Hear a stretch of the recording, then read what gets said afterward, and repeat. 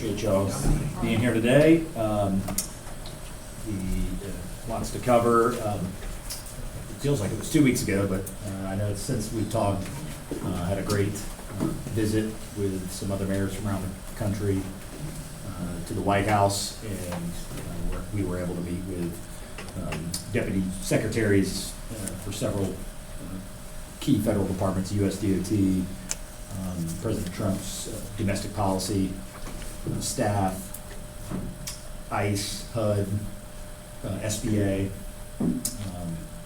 communications, and a few other folks. So that was, we certainly appreciate them rolling out the red carpet for us, and we were able to get some contacts.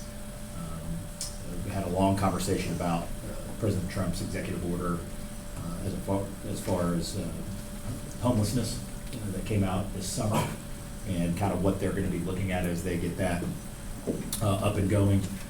So I've actually requested to meet with the Homeless Reduction Task Force at their next meeting. I think it's at the end of this month, to at least share that information that they shared with us about their priorities and how they will fund COCs around the country. So I think that'll be some valuable information for our community and all of the hard work that's being done to reduce homelessness here and to put us in a good position. So just as one example of those conversations, and also getting contacts with all of those departments, it was definitely valuable. So I was glad to be part of that. Right before I flew to Washington, D.C. was the groundbreaking, and again, we're very excited to have the groundbreaking happening at Pensacola International.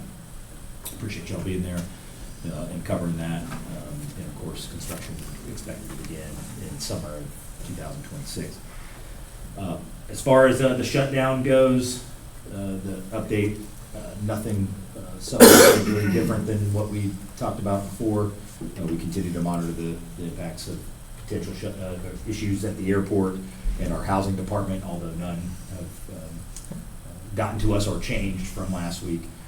We just got an update from the airport this morning saying that as of right now, if there's any delays happening at the airport, it has nothing to do with TSA or security or anything having to do with the federal shutdown. It would be something unrelated, potentially happening at another airport. But everything as of right now, knock on wood, is good to go. We just had a ribbon cutting at 113 North Spring Street. If you recall, there were 3 lots that were designated for affordable housing prior to me taking over as mayor. They've been talked about for many years. I know 2300 West Jackson was another one, and then there was the third one that's on E Street. And when we got into office, we realized how slow a process that was going to be if the government was going to try to do that on their own.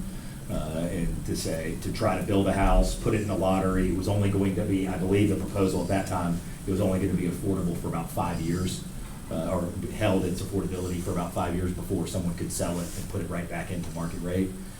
And so where we find ourselves now, thanks to our partnership with HBA, the partnership with Sam Young and Habitat, the Community Land Trust, is we just broke ground on the first of those 3. The other 2 are coming any day now.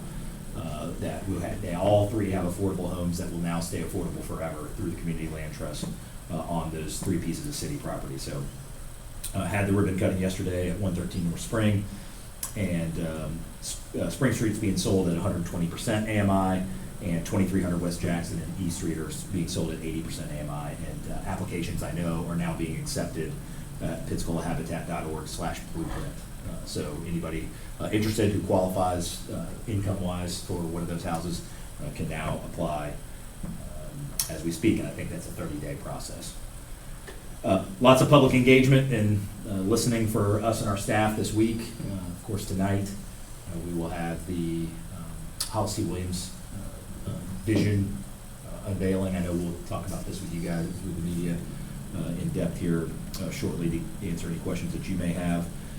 But that's 6:30 at the Cobb Center tonight, and then tomorrow is our conversation about Valencia Park, and a listening session for our residents, citizens that I know are very much ready to see something happen at Bay Bluffs, and so that's 6:30 p.m. at Vickery Center. We do have a consultant on board that will be helping us through that process, but again, we are not coming with any proposals of what to do We're not, it is the very, very early stages. As a matter of fact, I haven't even met directly with our consultant. That's how early this is, but we had pledged to the citizens that we wanted to start this conversation about Valencia Park, and we'll certainly do that tomorrow night at Bakery at 6:30. Main Street, there's some lane closures for the developments happening right there at Main and Clubs. So this week, Main Street westbound is going to be closed from 7 a.m. to 5 p.m. from A to Clubs, and the Renfro parking lot's being used for staging. So again, that's just westbound. We're able to keep eastbound open. And then next week, Main from Clubs to DeVillers, the westbound lane will be closed with a detour at DeVillers, and then the eastbound lane open. So a partial closure, unlike the one for the unrelated stormwater project where we had full closure both ways. You will be able to move eastbound. You'll just have a detour if you're going back to the west for those couple weeks. New Palafox Project. There's nothing on the agenda that you guys you have obviously already seen for this week. It should be on the next agenda. The notice of intent to award went out to Site and Utility LLC, and an expedited schedule with an incentivized completion date of May 24th, 2026 was really the way to go. It's the base bid. We did not. We had asked for alternate bids on a multi-phased construction, as well as Garden Street and Bollards, which we knew would have a high price tag coming in. Given the price tag of the base bid, we're going to move forward with that. And just a couple things I do want to cover on that. That first of all, from a funding standpoint, I always say the biggest misperception as being the mayor of the city of Pensacola, or probably any city, is the assumption that dollars spent on any project can be spent on any other project. When you actually look at the funding, the proposed funding stream, council and CRA certainly have to approve the final adjustments to this, but when you look at the funding stack, every single dollar, every dollar of this project is either from FPL that's dedicated directly to the reconstruction that they are obligated to. If you go to Palafox and see all those utility cuts, that $3 million is directly obligated to Palafox Street and the subsidiary streets of any impact that they had. And the remaining funding for this project is all in complete streets or urban core CRA. So meaning it's either for streets or it has to be used in the urban core CRA. So if you're talking about anything else in any other neighborhood in the city, $0 of this project can be used either outside the urban core or are earmarked for streets. The only deviation would be if you prefer to do Jefferson Street instead of Palafox, or you prefer to do Main Street instead of Palafox. If that is your complaint, then that would be a valid complaint.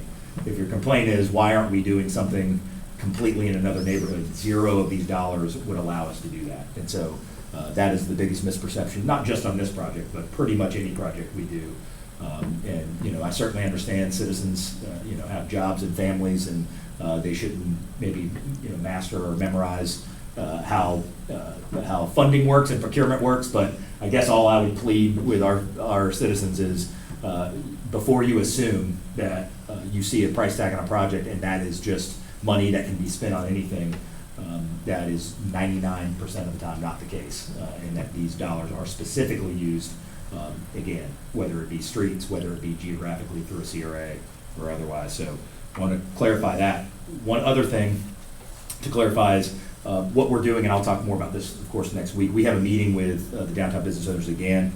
I believe it will be next week. I'll get you that exact date. So we've had meetings with them, of course, throughout this process. Thursday, 9 a.m., October 30th. And we've shared this with them already, but I think another important thing for the public to understand is how mindful we are being about businesses downtown. We haven't necessarily been asked about that. I know some of the businesses have been asked. But first and foremost, there's a $780,000 bonus that is put in place to be done by Memorial Day. We have zero contractual legal obligation to do that. That is, to me, is a direct investment in saying we know how important our downtown businesses are and that we want them to be back open with a beautiful transformational change to their street as soon as possible. We are not obligated to do that. We are doing that because we know we want to close that scheduled delta between construction starting and any inconvenience there and then getting the street back open.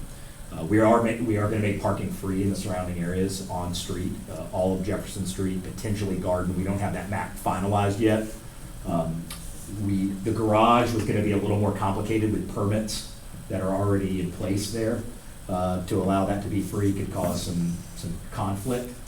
So we actually think it's a little easier for people to see, excuse me, easier for people to see and to describe to them that, so all of that parking along Jefferson, some of that parking along Garden, Lisa's working on that final map. Obviously, we'll get that to you, and we'll get that to our businesses as well. But that's yet again another significant investment, as you can imagine. There's significant dollars that come in from parking revenue that we are voluntarily and we believe is the right thing to do is to forego that while there's inconvenience happening to try to make parking as accessible as possible during the construction time on Palafox Street.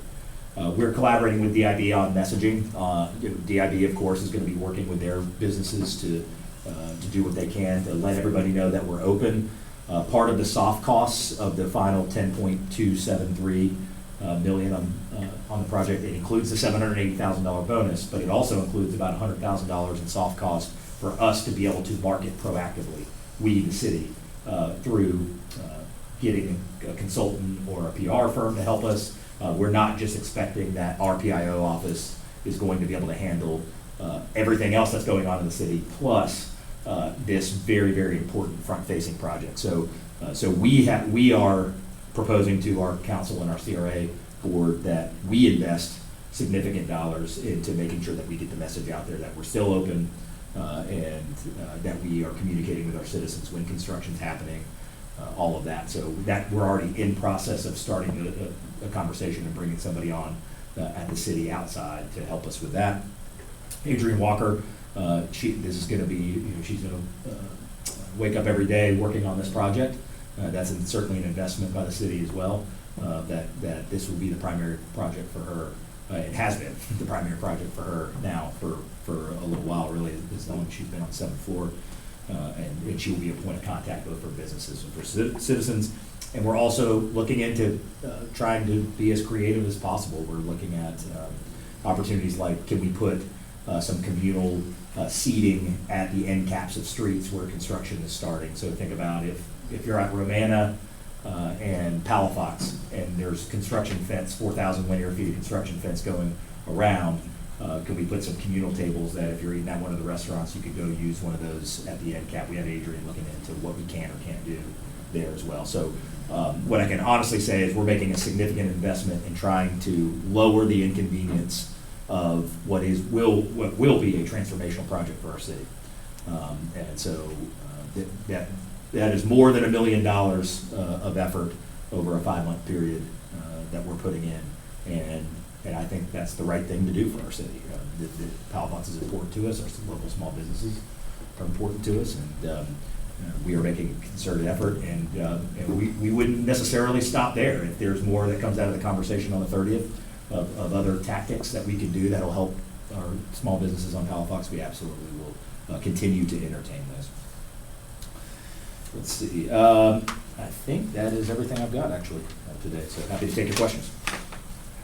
So Mayor, on the Palafox Street, I guess, where are you getting the extra money from exactly? Yeah, so there's 4.4 million in hashtag. There's the complete streets for about 1.493. So the delta, I think you guys have already reported, was about 1.3 versus what we had already earmarked for the project. The conversation we've had is there's about $1.3 million of money on the Spring Street Waverly project that's been there for about 2.5 years. There's also an avenue of getting additional complete streets funding if we wanted to go down that road. But I think the idea we're exploring primarily is to reallocate the funds for the Waverly, the Spring Street improvement, because for 2 reasons. One is they do have a final deadline of December 30th. You guys may have covered that. The CRA board had approved that we would extend it one more time. We're not 100% sure they're going to make that. So, there's some calculation that's happening there. However, if we're wrong about that, And we still will do what we say we're gonna do, but we actually wouldn't need to allocate those dollars. Let's assume that the Waverly project goes, before December 30th, they meet their obligations for us to fund the Spring Street improvements. We actually wouldn't have to allocate, we wouldn't actually be deploying those dollars for about another 15 months after that. So our feeling was, here's 1.3 of money that, by the way, is on, I believe, is part of these 2017 and 2019 bonds that needed to be spent quite a while ago. Why don't we go ahead and get those deployed now versus taking additional Complete Streets money from somewhere else? And one of two things will happen. Either the Waverly project won't fly, then we would be square, or the Waverly project does fly. And again, I'd be happy to see more apartments and grocery and all these things that are being proposed down there would be great. So we still support that project happening. We just are looking at the realities of time and knowing that we could then reallocate and have plenty of time to do so in those 15 months. So coincidentally, the 1.3 delta is about the 1.3 of Spring Street, and that's kind of the way we're looking at it right now. So that's all out of the CRA money though, I guess? It's, I'd have to go back, and it's been a while, but yes, I believe so.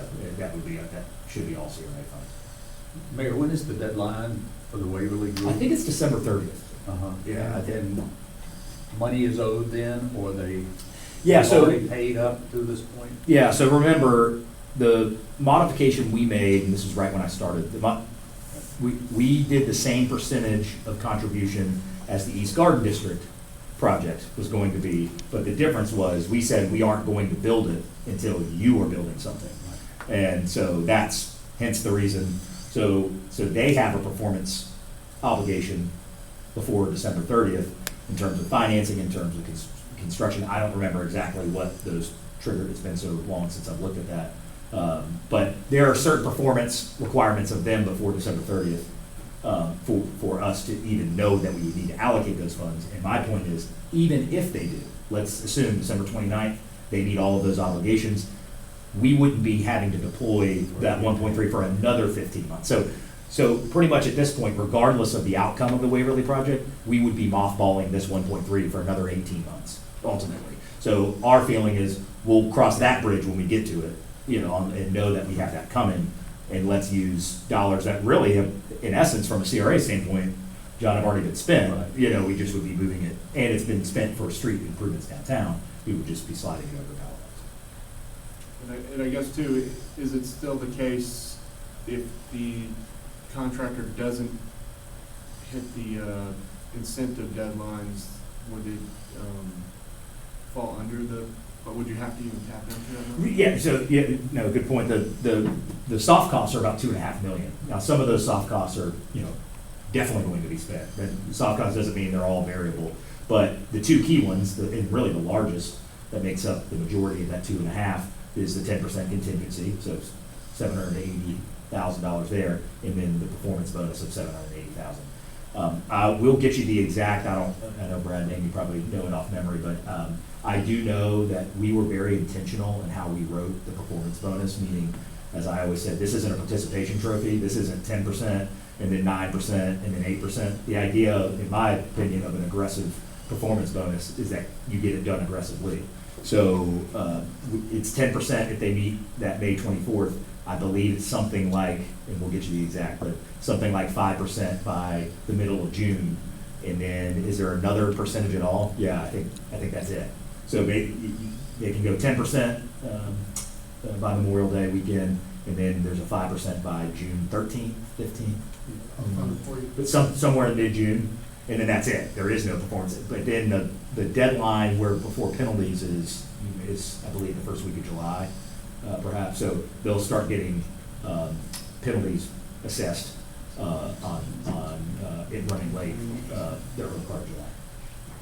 Mayor, well, when you were in the private sector and the bridge went out, you seemed to take the lead on working with the Gulf Reeves business community. Yeah. You had street festivals all over there on Market and Garden Street. Yep. Is that the kind of creativity you may be looking for from the downtown business owners? Yeah. Some sort of, something similar to what you didn't Yeah. fund your business. Well, there's two things that I think are important for us to not lose sight of. Number one, you guys have heard me say this, there is a construction project pending on Palafox no matter what. If our council doesn't support this, it gets voted down.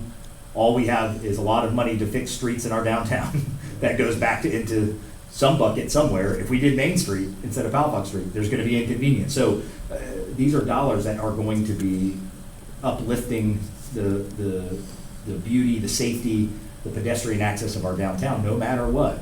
But they have to be allocated to some project. I felt the most pragmatic solution is why wouldn't we use the dollars, number one, not only on our iconic downtown street and start with that as our anchor, but knowing full well that there's already a construction project pending, and one I would consider really a partial construction project. That was to mill and repave. The pavement was gonna stop mid-block between Government and Zaragoza. It was gonna stop at a crosswalk in front of O'Reilly's, and that was it. Because that was what FPL's obligation was. They didn't do anything wrong. Their job is to cover the utility cuts that they had. And when I came into office and we realized that that's the direction we were gonna go, is multi-million dollars of kind of mid-block ending of paving, no change to crosswalks, no change to sidewalks, no safety improvements, because that wasn't their obligation. Then if we're already having to tear up the road, why wouldn't we go tear up the road and do it in one efficient manner versus, let's say someone wanted to do Main Street first. You know what we'd end up with? We'd have a nice Main Street and we'd have a partially paved Palafox Street, and both would be closed under construction during this time. So I just felt like, why wouldn't we just piggyback the downtime and let's start to have an anchor of, obviously you've seen the designs. It's similar to Jefferson Street. We could start to have kind of a uniform identity of what our streets and what our downtown core looks like. Many cities already have that. They have the same streetlights. They have the same look and aesthetic. And I think starting with Palafox Street, setting that anchor is pretty important as well. So yeah, I certainly hope they get creative. I have full confidence, and I can say we, because I was doing both the bridge being shut down, both, COVID. We saw, we put lots of 10 by 10 tents out on sidewalks and made something happen. Now, is it an inconvenience? Absolutely. So, I appreciate their creativity. I know we all can do it. So we lose sight of that first part, and I think sometimes we lose sight of what's the end game here. We get lost in the 5 months of inconvenience. Having a $10 million investment in the street where your business is, I think is an enormous investment. We're not asking DIB to contribute to this. We're not asking, certainly, this is taxpayer dollars, but we're not asking anything additionally from the businesses. But I think that's a pretty nice, carrot at the end of the stick, is to have a $10, $11 million reimagination of your street that you're in front of. I think that's going to be good for sales long term, even if it's a little inconvenient short term. So I know when you're in it, when you're in the throes of concern and anxiety, I've been there. I've walked in.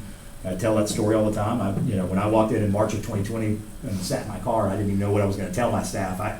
We were open one day and we were closed the next. There was no $10 million investment coming. There was no planning. There was no marketing. There was no nothing. And I think many of those businesses that are down there now were down there, during that.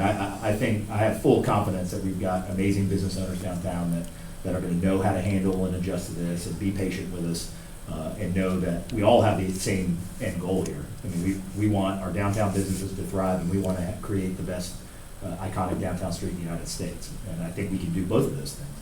It'll just, like with any construction project, we're just going to have a little inconvenience, and I'm certainly appreciative of downtown businesses working with us through. Mayor, are you back have an operating interest in the well again? No. Yeah, I don't own the well or the building. Okay. Yeah, I own the brewery building still. Well, not the old. I was going to say the East Garden District investment up front looks like it's starting to be wise now. If you down there, you see Chad's project is moving. Yeah. His condos are moving. Yeah. Yeah, you can't get a table at the public house down there. Yeah. Well, and again, I'm glad to see a realized investment by the city on Jefferson, and that streetscape looked good. And I would say that hotels in that mindset now, where every time you drive by, they've added another floor, and it's getting taller, where it feels like nothing's happening, and then it feels like things are happening very But that quickly. was a CRA investment, right? I believe, now Yeah. you've tested my pre-administration, funding allocation, but I believe so, yeah.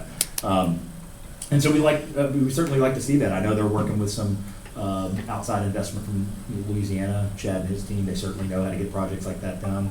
I've got the utmost confidence in it being quality, and, demolition's complete at New World Landing. That project should be moving. You see there's construction at Homewood down on Bayfront. at By the 13th. way, your engineer, I see him back here, there's a massive geotech rig down there at that East Gregory location. Mhm. Is that normal? I mean, it looks like they're drilling to the center of the earth. That's an expensive proposition, what they've got down there right now. There was no drill to the Earth's core permit that I know of that's been pulled. So we'll check on it, but. It's a monstrous rig down there. It's pre-drilling piles to confirm that their design is accurate before you build a multi-million-dollar high-rise on some soil that you're unsure about. That's what I was just about to say. Does that mean they haven't closed yet? That they've closed on the property? Yeah. My understanding is that they have. I'd have to confirm that, but I mean, they're Still seeing out what they can do with the property they've closed. Yeah, I mean, what it sounds like is they've got plans, but before you build something on there, making sure that works. I don't think they're in a contingency phase with the property. I think that's. Looks like they discovered oil down there. I Yeah. mean, this rig towers over the skyline. It's, Well, we might head down there and see if the city owns mineral rights or something. See if we can figure that out. Mayor, on the Palafox project, I think one of the alternates was the intersection of Garden and North Palafox there. Is that not gonna happen now, or is that? Yeah, not gonna happen, yeah, that's probably the best way, not gonna happen now. I do think, one of the biggest, from a pedestrian standpoint, one of the biggest hurdles we have generationally is when you have an intersection that used to have a horse fountain in the middle of it. It was built real wide, and it causes some disconnect because of the pedestrian's journey to get across. So There's talk about moving that fountain back. I don't know about that, but there was conversation about moving the fountain back to one of the respite areas between, not in the middle of the street, but so I absolutely believe in that, and there were going to be many adjustments that would actually narrow the crosswalks. So if you were across on not the Vinyl side, walking north to let's say you're going to the market, not on Vinyl side, but on the west side of Palafox Street, there's that, I use this example all the time, there's that long right-hand turn lane, that's no right on red. Well, we don't need a full on-ramp turn lane into an 11-foot street, and the goal would be to actually turn that lane into parking. And now, if you're a pedestrian, you're 14 feet closer, 13 feet closer to the median than the journey you were making before, as an example. Now, also remember, FDOT is coming through all of Garden Street. And that project's been years in the making, previous to me, and you see that work happening, and that work is coming towards that direction as well. So my hope would be, certainly, it's all about dollars and what's allocated. If there are any adjustments or tweaks that we could make in the meantime that aren't going to happen because of funding in this phase that FDOT can help us with, I certainly want to make sure that we're, our eyes are open and trying to work with them collaboratively as they come through that section. And I guess specific to that, when these plans were first announced, the complaints were about losing parking there in that first block of Palafox Street, and you were gonna be adding parking on Garden Right. Street, and it kind of ended So up positive. Is current- that still gonna happen? Yeah, so we are currently with what is being proposed, base bid, exactly as is right now, with no other adjustments to anything, including our existing parking areas or any of that. It's a net -10 total. So if you actually do the math we're taking more than 10 spaces in the first 4 bays of the first block of Palafox Street, so we're adding spaces in other areas. So we're very intentional with that. It was gonna be a net positive number significantly if we could do Garden. That doesn't mean we aren't going to continue to explore what those options are in partnership with FDOT. But again, after all of that construction of taking, let's see, 2, 4, I believe 6 total bays. We're leaving the southernmost 2 right before north of Romana, and then there's 2 other bays going on the following block. That's it. That's another misperception. There's water cooler talk that we're taking all the bays on all the outlets. That's not true. That's not, if you would simply look at the design, it shows you that that's not the case. So my point is that shows we're adding spaces back in other areas on side streets. And we're gonna make loading zones more efficient. We're looking at, we've had meetings with some of our frequent, the beer distributors and the food distributors that are down there. Us and our parking department have met with them to try, because I don't think we've ever had any science behind where we put loading zones. I think we've just had an issue, or we had a restaurant open and then we put a loading zone. Yeah, so when we go back and repaint, it's the reason that Lisa actually has a full GIS map of every parking space. We didn't have that. So right now, as of the last several months, we have a full GIS map of every single parking space downtown. So you can say, well, maybe we can put motorcycle parking in this little area. Maybe we can. So we have capabilities technologically that we didn't have before to try to maximize what we can do parking wise. But also with that, I think it's a net positive of 51 trees, and I think it's a net positive of something like 13,000 square feet of pervious. So instead of it being concrete from a stormwater standpoint, that would be water going into soil. So there's certainly some big positive impacts of all these changes as well.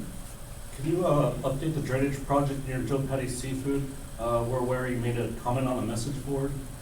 Yeah, all I said was someone had asked, what are we doing about stormwater on Main Street? And I said, well, great, probably the largest project we've ever done on Main Street. So, yeah, 1,700, the impact of 1,700 homes, $7+ million, I believe, is the number. So, and one misperception is if we're doing an enormous stormwater pipe under B Street, doesn't mean that the relief only comes to B Street. That is a network that is supporting that gets water out faster. So I think the complaint was something around I Street, G Street, I Street, where it floods there. Ironically, that's the example before this project started that I kept using about the value of this project. So, just merely pointing out that the project at Main and B has a compounding impact of that surrounding neighborhood, exactly what that person's concern was. So I was glad to share that information with them. Hey, listen, there's nothing better than someone saying, well, why aren't we doing something about this? And saying, well, we are doing something about this. So, that's certainly credit to Amy and Brad, and that's been a project a long time coming.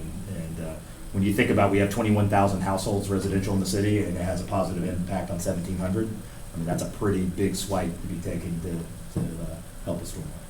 Mayor, you had said you're reaching out to the Valencia hotel people, asking them to do something in regards to the big master plan, the parking situation. Mm-hmm. Did you get a response from them? Are they engaged, or what are they telling you? Yeah, I've not met with them yet. I think we are due for a meeting. But ultimately, yeah, we had said, given the circumstances on the surrounding options and the surrounding parcels, we wouldn't be able to commit at this point to 100 plus, 150 plus spaces off their property, because there's just too many moving parts right now with staging for parcel 5, the conversation now around parcel 4. So we weren't saying it in any negative way. We just were ultimately saying, hey, if you want to do this project, you're going to have to self-park on 7, which many projects do. You go out to the beach, all that, especially on the water, is have a podium or something like that where you're able to self-park underneath.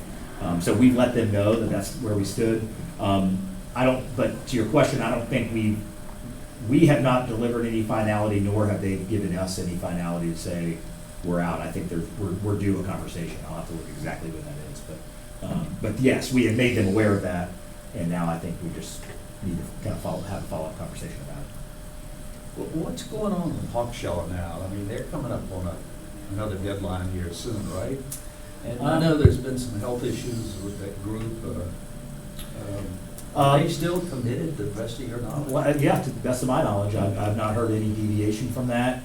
Ironically, I think not that same group, but some members of that group are coming to meet with me about an unrelated project today So I'll tell him John had a question for him.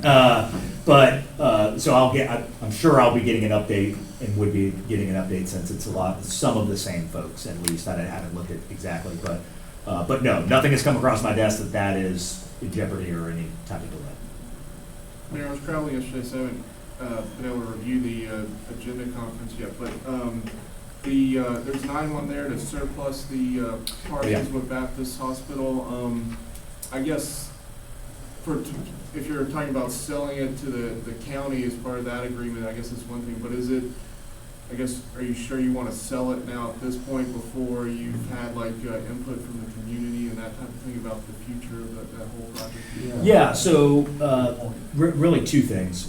One is our last conversation where it sits with the county is their proposal was the community center and a couple of the surrounding parking lots, the easements that we have, not the ownership, the easements of a couple of the surrounding parking lots for $510,000, but they had requested 5 years to complete, which is not doable for me.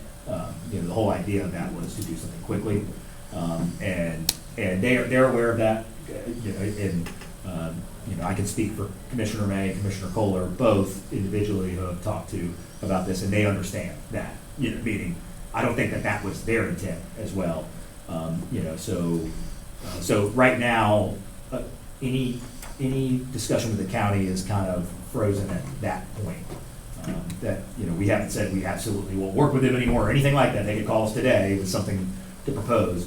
But no, what we're doing, there's a difference between listing something on the market and promising you're going to sell it in 30 days. I mean, in my mind, all we know about the market for these parcels is what the property appraisers said.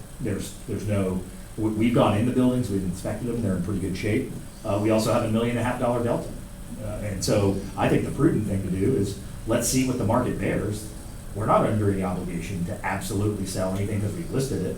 But what is the market? Is there no market for it? And then that can lead myself, the administration, and the council into a conversation about what's more important. If we can garner X dollars, and I would fully expect there might be a hybrid approach to this. It doesn't, just because we're going to list all 3 doesn't mean we're going to sell all 3.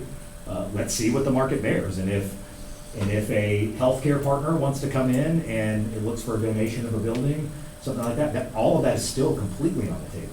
But what I promised I was not going to do is sit around for 6 months or 9 months having conversations, be it the county, healthcare providers, or anything else, and then nothing come of that, and then be like, oh, okay, well now let's list it on the market. I don't think that's the prudent way to do it either. We can do both of these things concurrently. Doesn't mean that we're listing it disingenuously. I mean, if the right offer comes along, and we're in the driver's seat. We get to decide if someone says we want to offer X for one of these buildings, we're allowed to delineate what they're going to use it for, right? If someone says we want to buy it and it's health services, we want to buy it and it's something that could be good for the long-term project. But if someone says we want to buy it and we think it's something that's detrimental to the neighborhood, we have no obligation to sell it to them. So I think it's a prudent move for us business-wise to put it out on the market, see what the interest is and what types of industry wants to go there. We can't eliminate the idea that someone wants to buy it and it also be good for the community. And so I think that's just, again, a prudent way to do it. And I fully intend, there was some concern on council about, well, if we dispose of these and it doesn't come back to us. I think, as Baptist has always been, this is a city conversation both with the council and us. Frankly, I wouldn't want to make the executive decision on sell these 2, give this one, without there being some thumbs up from the council. So that's not even an obligation thing. It's not like we're rushing to sell these. I want us all feeling good about the direction that we're going to go with these parcels, and to gauge their interest. Is money the top priority? Is use the top priority? Is donating to healthcare the top priority, or some combination? And so that's what if I were to guess, I think we're going to end up at some combination. It's my guess, as we sit here early on. Maybe we sell one parcel and help close some of that delta, but then we also, work with our partners. That's how I could see this potentially playing out.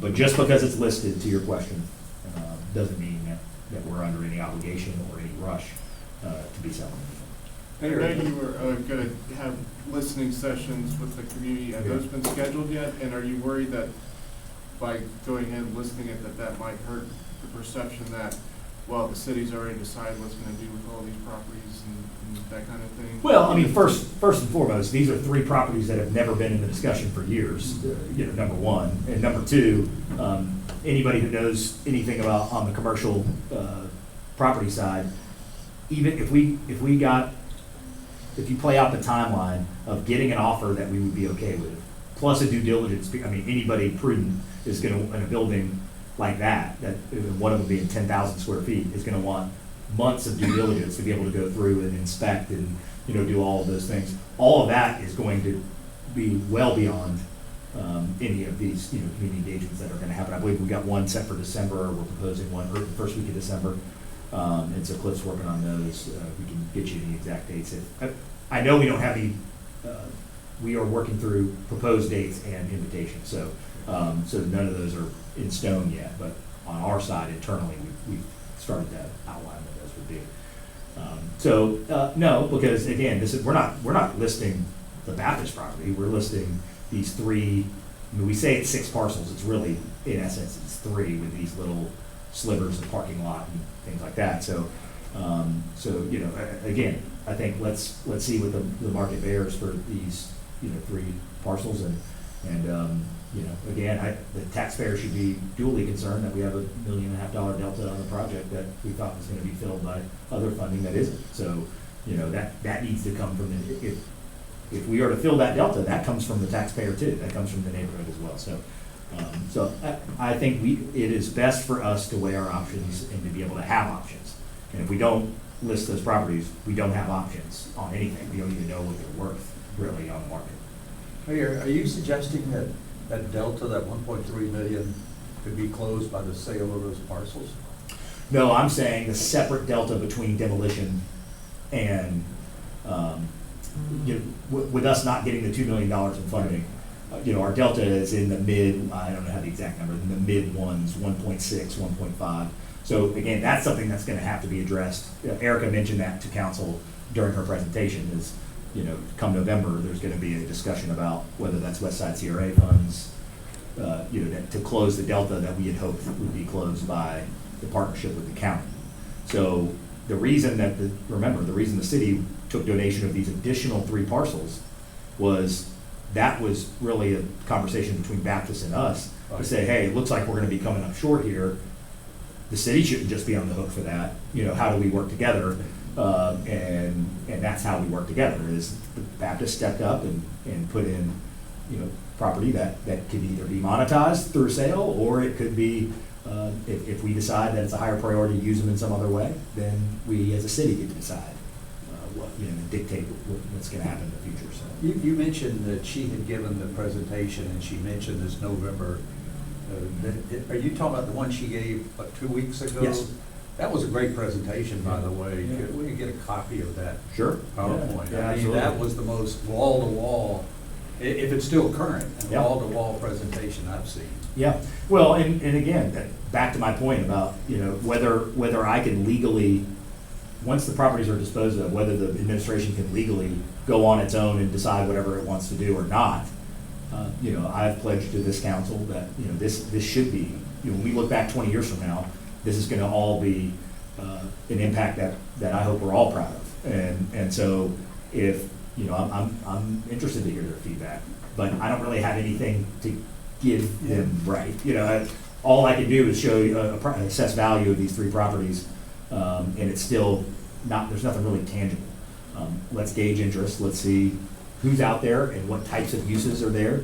And so, I think there's just lots more to come in terms of assessing what's best at those 3. And the simple presumption that putting a sign in the yard means we're going to sell to the highest bidder is inaccurate. I think that we are looking for what is the highest and best use, anywhere from donation to full market value. What is the highest and best use of those 3 parcels? And Jim's issue about expectations management by these listings, that carries a risk with it. I mean, we've already learned that, right? Bricker renovations, all of that. You think mitigating the risk through public engagement is going to keep that on track so that the public really understands what the plan may be? I mean, the Well- plan evolves, I understand that. Well, I mean, I'd be surprised if the public, I mean, this is all relatively new. I'd be surprised if the public has had their heart set on 3 parcels that we didn't have until 90 days ago. That's much different, and that's why I want to be clear, anybody reporting this. We are putting no sign in the yard of the long conversed 38 acres. Nothing to do with that. All we're merely talking about is the additional donation that Baptist gave because we saw this delta coming because the county wasn't going to participate. So we're only talking about those 3 parcels, of which we didn't even own those. Literally, what, we got 90, 120 days ago, not even. And so I don't foresee that being an issue. Now, if we were to go to the property we've always talked about, across the street where the towers are, we would never do that because this is a long conversation. And it is completely on the table that we list all 3 of these and we keep all 3 of them. That's on the table too. And so, but I just think the financially prudent thing to do is test the market for what they're worth, so we and myself and the council can have real discussions about, do we go this direction or that direction? At this point, I don't think we have enough information to decide. It would all be anecdotal. It would be, we think the building's worth this, we think a hospital can go in here. It's all we think. I'd rather us know what is possible and make decisions from there. On the heels of David Stafford taking over Tim Kinsilla's duties, can you speak about the departure of your PIO, Jason Wheeler? Yeah, well, look, Jason did a great job for us, and listen, I say this all the time, that we want great opportunity for anybody. I've said this to every employee I've ever had at any business I've ever owned. The best thing that we could ever have happen is people do a good job here and can create opportunities for themselves other places. He found a position that he wanted to take in the private sector. Certainly respect him for that, and respect anybody that ends up in a better place, and we take that as a compliment. If other people want to hire folks that are from here because they think that they're doing a good job, then we absolutely support that. What it has to do with David Stafford, I don't know, but that was completely independent of any of those conversations. He let me know and told him congratulations, and whatever I can do to help him. So obviously that the job has been posted, I think, for a little while. And, we'll get somebody in his place and go from there. Anything else? All right, thanks guys.